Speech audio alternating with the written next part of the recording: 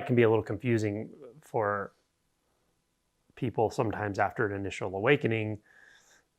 They could conclude there's nothing more to do, or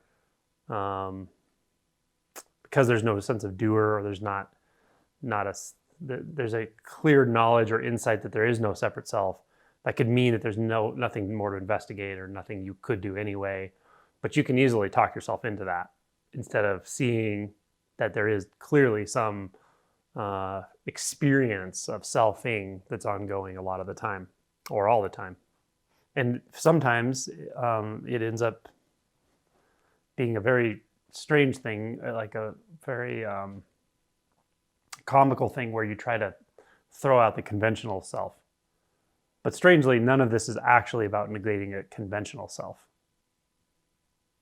It's not about not using pronouns about I or me. It's not about never having a thought that contains the phrase me or I. It's nothing like that, actually. So the conventional self doesn't have to be dispelled because there's nothing it refers to. That's what no self means. That there's nothing any of this refers to. There's nothing any of the symbolic experience, the symbolic appearances refer back to, or forward to, or anywhere to. There's no form. This is the Heart Sutra. There's no form. There's no world. There's no position. There's no stance. No background. No basis. No landing place. No starting place. No ending place. So then the conventional is just the conventional. In fact, only with the realization of no self can the conventional be finally, truly be left alone, left without agenda.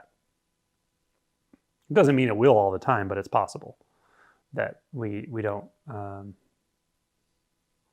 have to negate anything anymore. Well, the question of whether it's important for someone to know whether they've had an awakening is an interesting one. I get it a lot in different forms. People asking if they've had an awakening. Usually if they're asking, they haven't. It's kind of like if you have to ask, you know. But on occasion, someone's had one before. And after an awakening, say years after an awakening, you find yourself again in this strange place where you kind of know there's no sub-self you're going to find. There's no discrete self. And yet there seems to be selfing on occasion, sometimes more than others. Sometimes seems to be contraction into the mind or into the body. And then other times there's not. It's very clear. So from that standpoint, you tend to remain pretty present, even if the present is uncomfortable, contracted, emotionally intense, or repressed, or whatever. You're still generally quite present. Not only that, you understand presence. You understand that presence is all there is. That's clear. So from there, if an awakening has happened a few years ago, you're kind of disinclined to refer to it as anything special, or claim it as a something, right? And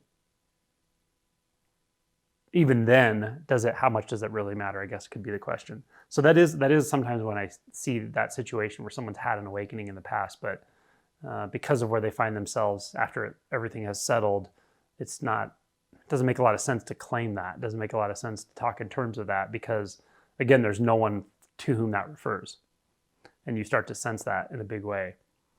Now, when someone goes through it like right now, and I'm interacting with them, or I know them, or they contact me and say this thing happened, and I start interacting with them and it's very fresh, it's usually very, very obvious to them and me. Even then, they're often not inclined to call it an awakening. Then they'll say things like, this is not what I thought it would be at all. This is not anything like I thought it would be. I thought it was some spiritual thing. I thought it was some spiritual thing in the terms of how my mind would think of spiritual.